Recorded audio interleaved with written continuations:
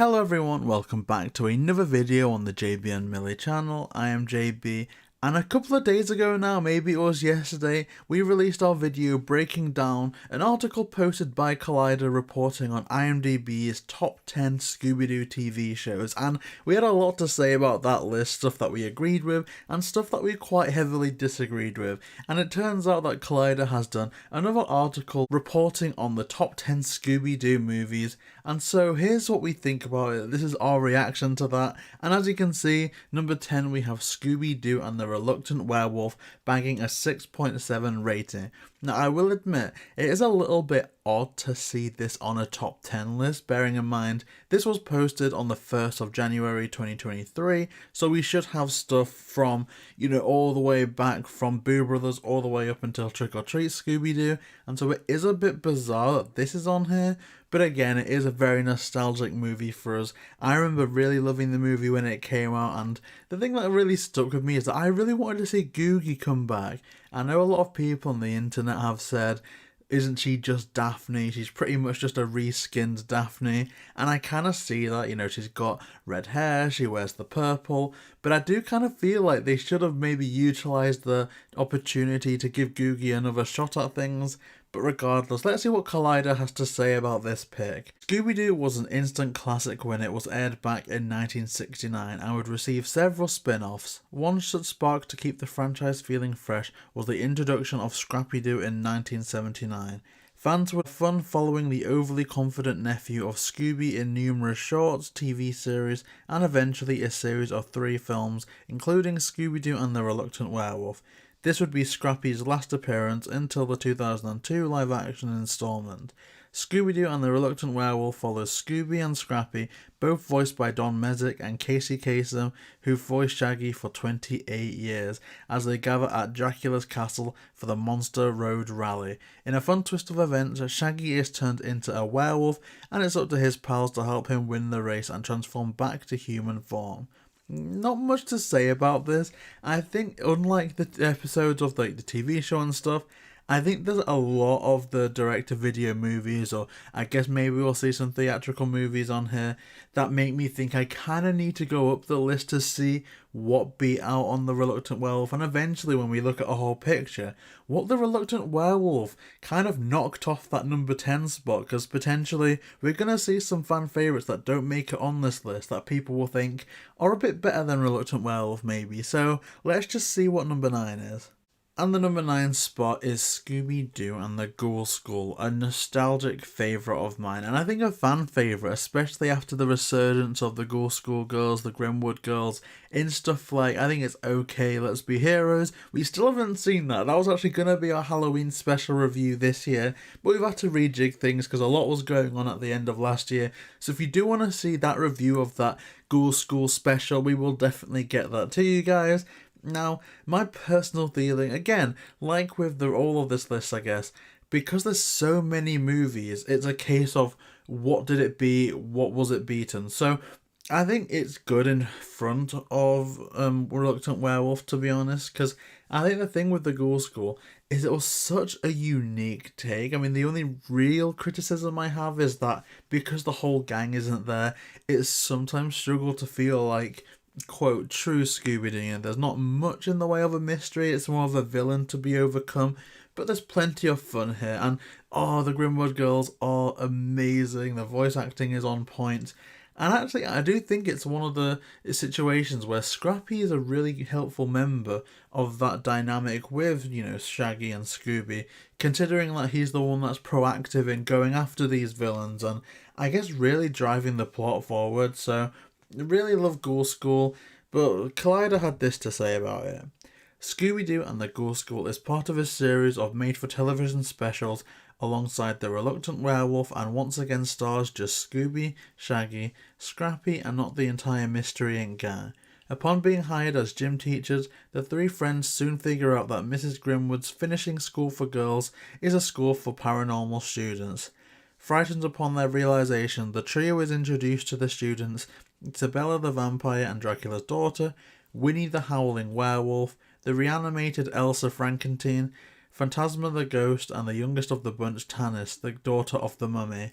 After 30 years, the 5 Ghoul schoolgirls would appear in 2018's OKKO Let's Be Heroes episode Monster Party. So I do think it's kind of funny that in terms of this best Scooby-Doo tier list, the two that actually bag those spots, because it's easy to say, oh, so these two are the worst because they're the lowest down in the list. But actually, when you think about the sheer amount of direct-to-video movies, the fact that two without the whole gang, I don't know, it's kind of telling. Number 8, we see Scooby-Doo and the Alien Invaders, made in 2000, and it gets a pretty decent 6.8 rating.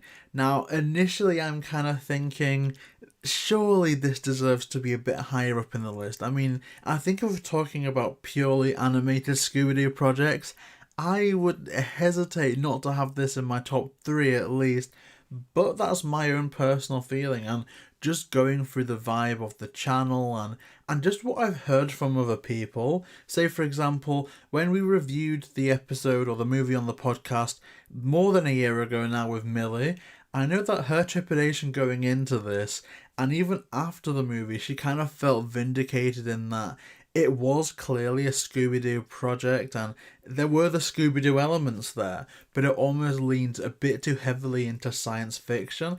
And me, as a science fiction lover, my favourite TV show of all time, of course, I guess, besides Scooby-Doo, is Doctor Who. I've always been a Doctor Who fan from the moment I was born till this very moment recording this video now. Amazing show.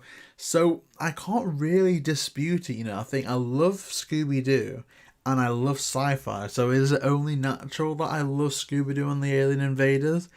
And thus, if you like Scooby-Doo, if you love Scooby-Doo, but you absolutely despise sci-fi, you hate science fiction and everything it does, from the tropes and the monster designs, even the concepts of aliens in general, does it turn you off from this movie?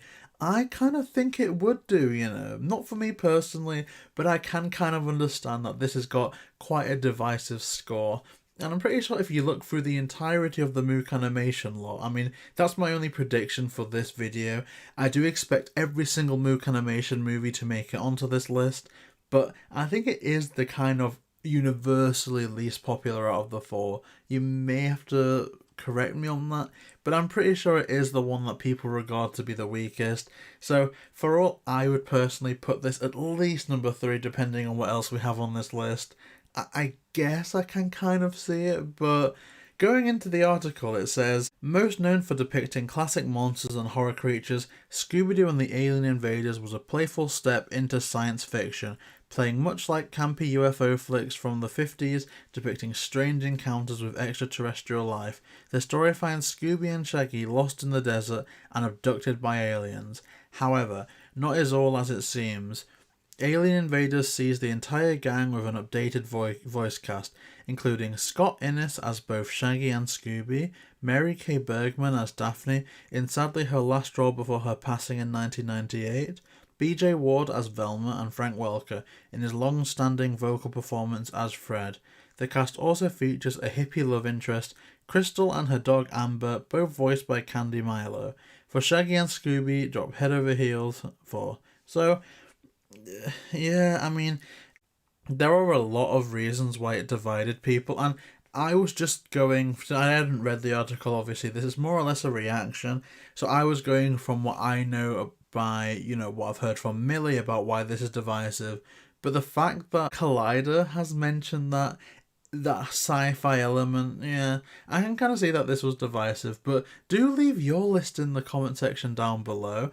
When I try and rejig this, or if there's even any reason for me to rejig this at the end like I did with the TV show one, I am just going to be using ones included in this list, so we're going to see if my opinion is that the ranking holds up, but let's see what the number 7 spot is. So 7, we have Scooby-Doo Stage Fright from 2013, bagging a 6.9 rating. So the thing about this is that I think that this list, if nothing else, is going to be good for people that are being reintroduced to Scooby-Doo, maybe even after Velma, because we've seen that HBO's Velma has elevated Be Cool Scooby-Doo and Mystery Incorporated.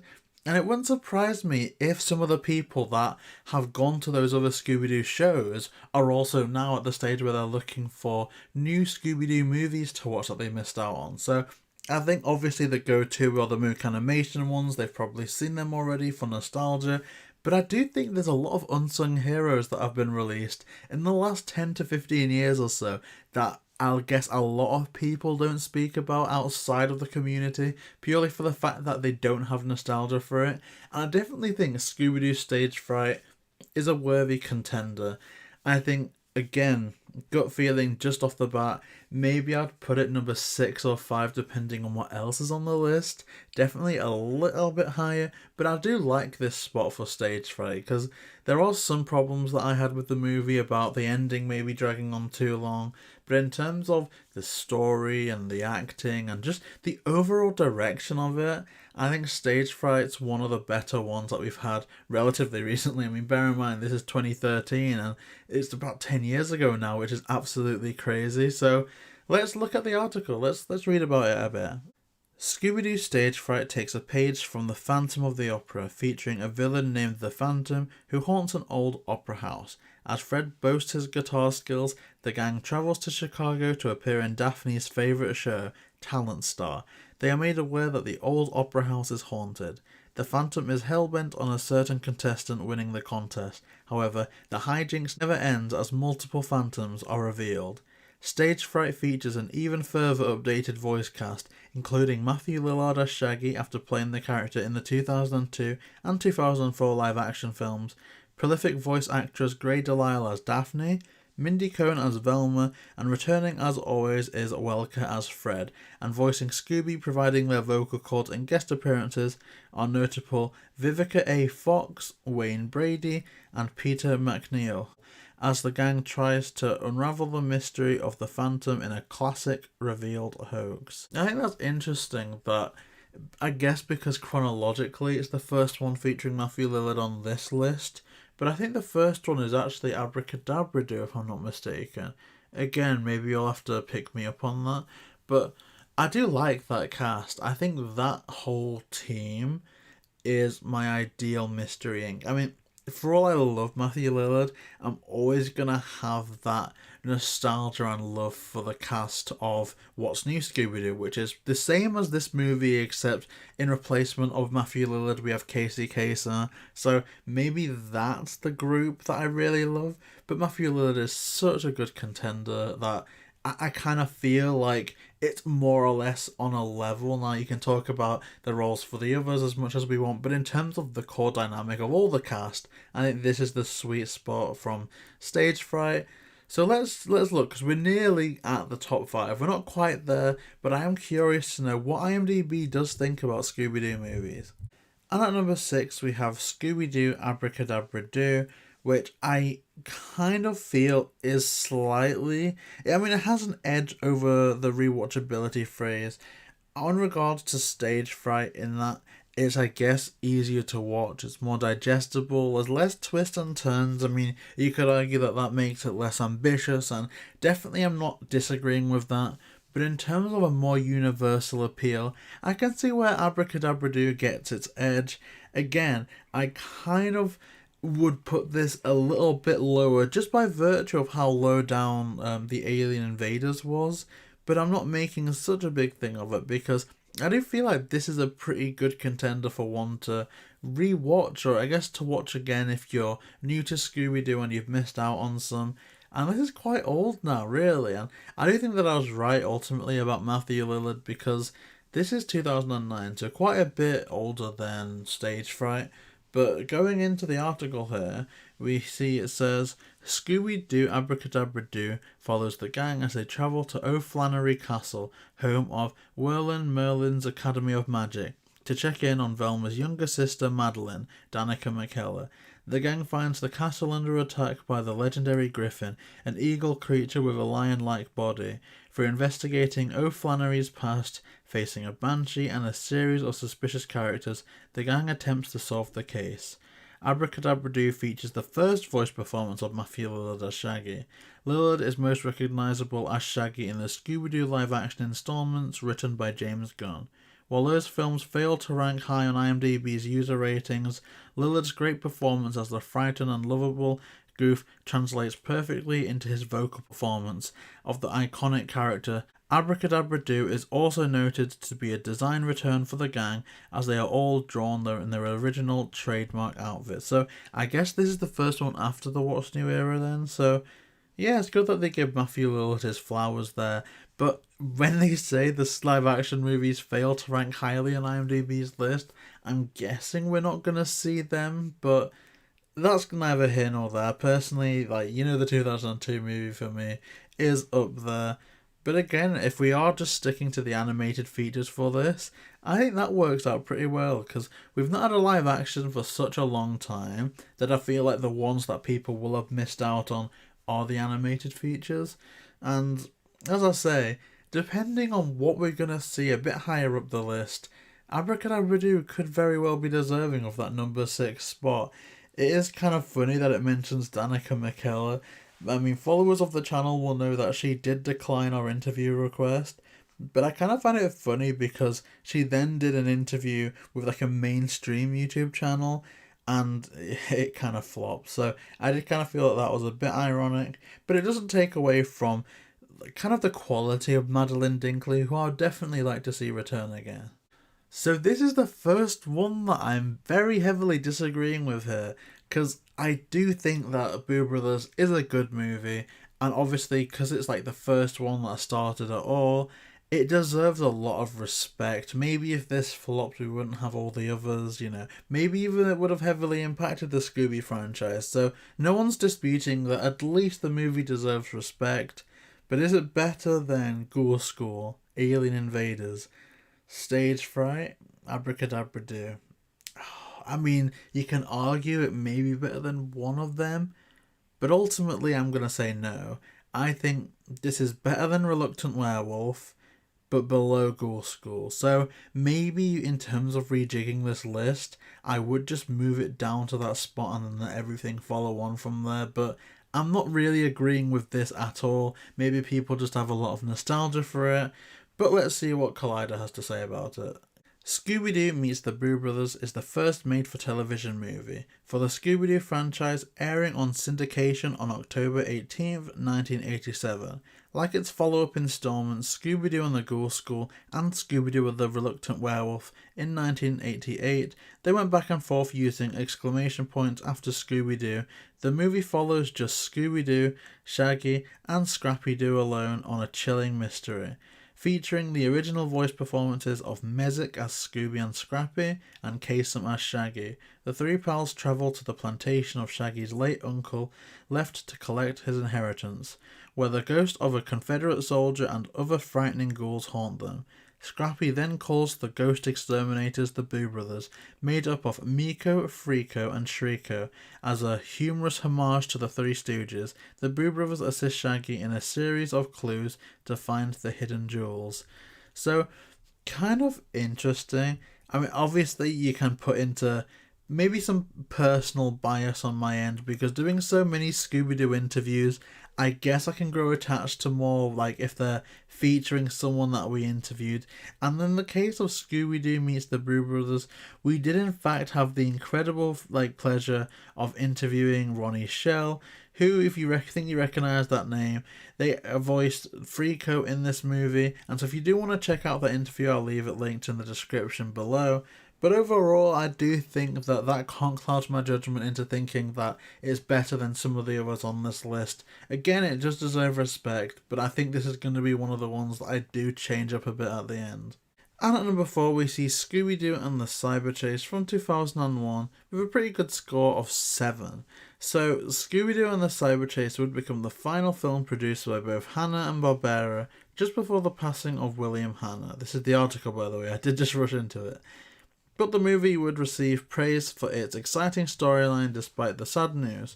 On some further somber notes, the movie was without the voice performance of Bergman as Daphne after her passing in 1999, so Delisle respectfully took over the role and has continued to reprise her performance of Daphne to this day. Scooby-Doo and the Cyberchase see the team combat the Phantom virus after being trapped inside the video game that was made about them, forced to beat the game to escape. In likely the film's most memorable sequence, the entire gang meets virtual throwback versions of themselves. The two mirrored groups are identical except for the virtual gang's simplified designs and costume differences for a humorous double dose of fun. So, yeah, kind of jumped into that because there's not much I can say. I do see number 4 being a great place for the Cyberchase.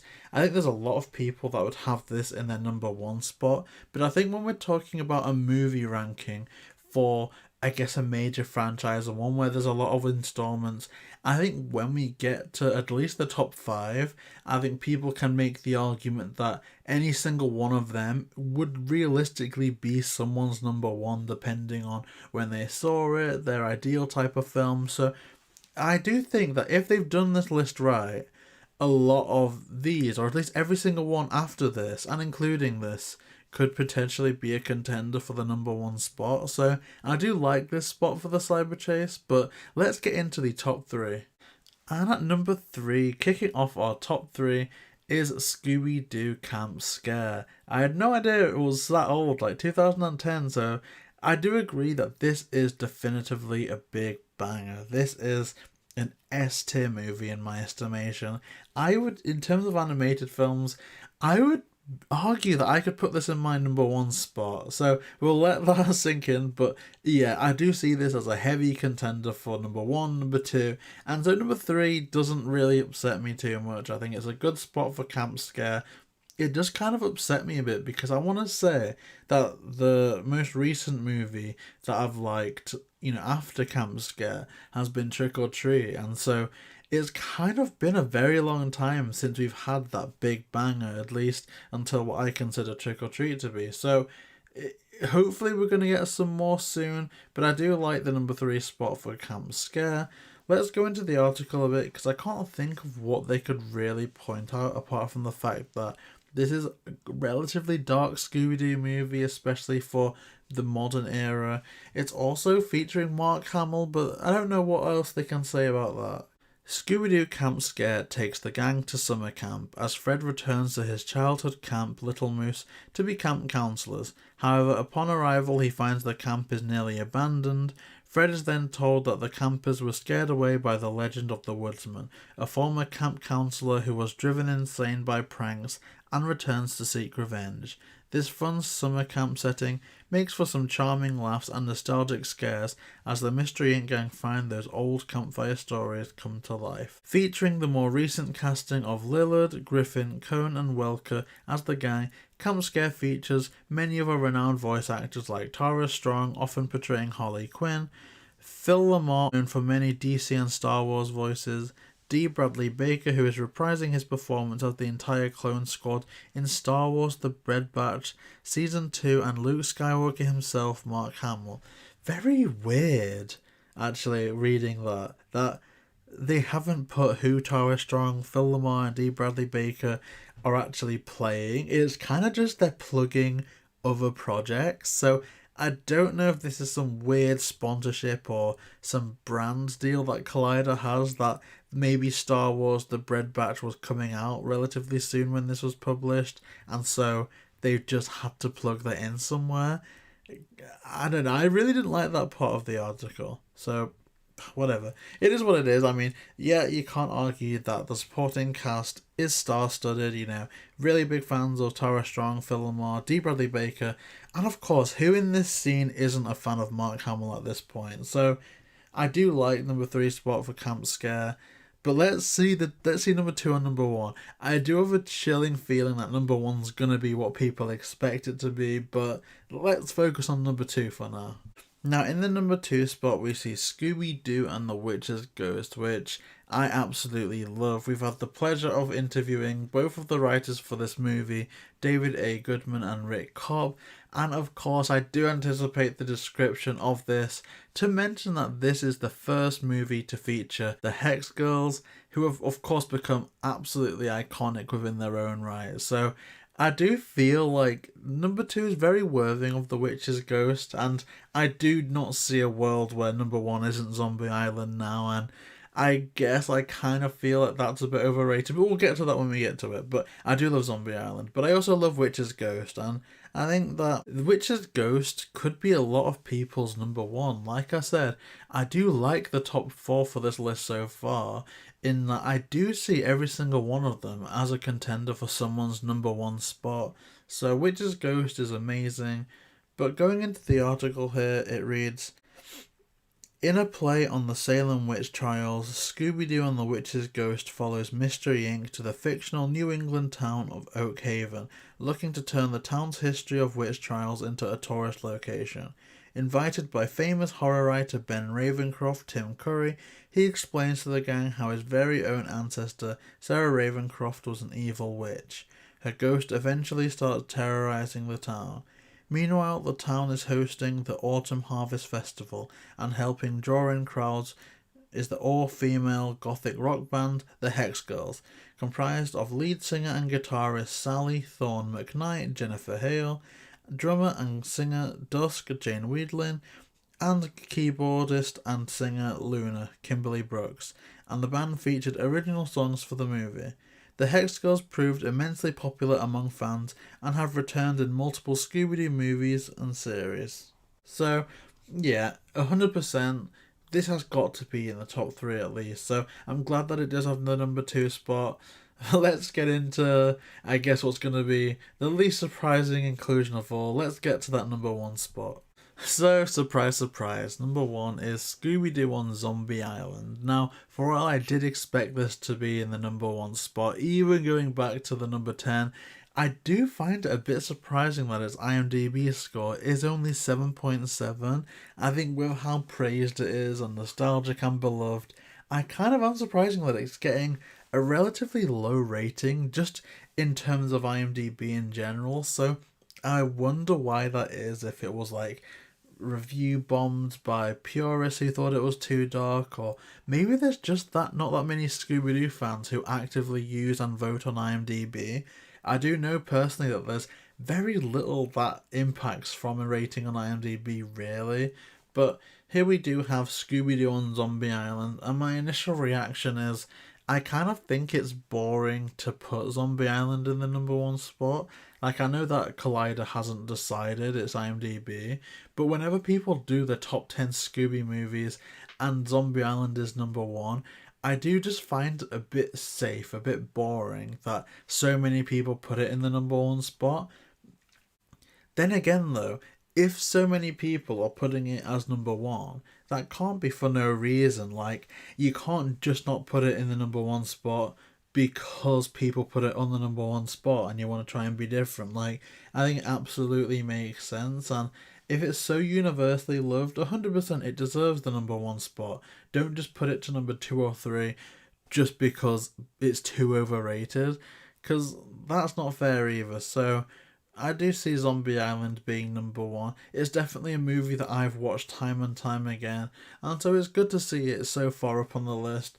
And of course it came out the year that I was born, 1998, so who knows, maybe good things were just coming out that year. Who knows, I don't know, but maybe you can decide that in the comment section down below. But I'm very curious to know exactly what Collider are going to say about it. I guess it's notable in that it's the one and only time that Billy West has played Shaggy, so that could be it, but also the fact that it kind of kick-started the whole Scooby-Doo resurgence, as I think it was said that since this movie came out, maybe there was 1 year, but we haven't had a Scooby-Doo movie not come out in a year since this came out, so definitely this is the one that started the new trend of Scooby-Doo movies. But let's see if Collider pick up on that. Taking the commanding spot as a fan favourite is the home movie that reignited the Scooby-Doo franchise, Scooby-Doo on Zombie Island. Over time, the excitement for the various television series and spin-offs started to diminish, so to keep Scooby-Doo a popular franchise, movies like Zombie Island were crafted. Luckily, Zombie Island's immense success would pave the way for a massive library of Scooby-Doo movies we have today. This was also the first time animation took place at Mook Animation in Japan, revamping the classic look with more dynamic motion that elevated the strong story. Zombie Island is noted for inserting actual supernatural threats into its plot, not just criminals in masks. This also reflects the state of the franchise at the time, as the scattered gang reunites to investigate the spooky New Orleans island. There, on the pepper plantation, they encounter the pirate ghost of Morgan Moonscar, and much to their surprise, real zombies. As the team's investigation comes closer to the Harvest Moon, the true villains show their faces. So there you have it. Now, I'm just comparing it to the top 10 list of shows now, and in terms of shows, there was one clear upset, and that was that the Scooby-Doo show wasn't on that. And so I'm trying to think if there's any equivalent to this. I think not the fact that I rate these movies necessarily, but I think it's a surprise that stuff like the Loch Ness Monster, Legend of the Vampire, Monster of Mexico, some nostalgic ones that included like the reunion of that original cast. I guess it's a surprise that they're not on here, but I don't think that there's one that the fact that it's not on here is an absolute disgrace. At least from the top of my head. Maybe if I let it sink with me for a bit, it kind of becomes a bit clearer. But honestly, the only change I would make is honestly just moving Boo Brothers down to that number 9 spot and then shifting everything else to the front. So what was number 9 is now 8, and so on and so forth. That's about the only thing that I would change. Other than that, I think that this is a pretty solid list. Maybe not in terms of ranking of quality, but I do think that it does give a lot of good contenders for Scooby-Doo fans who have been out of the scene for a while to come back in and enjoy movies that they missed out on. So what do you think about this list? Do you think it was better than the show one, worse than the show one? And would you rejig this list in any way? Please let us know in the comment section down below. And if you do want to hear more from us, then please like, comment, and subscribe to JayBee Milly, and we'll see you next time.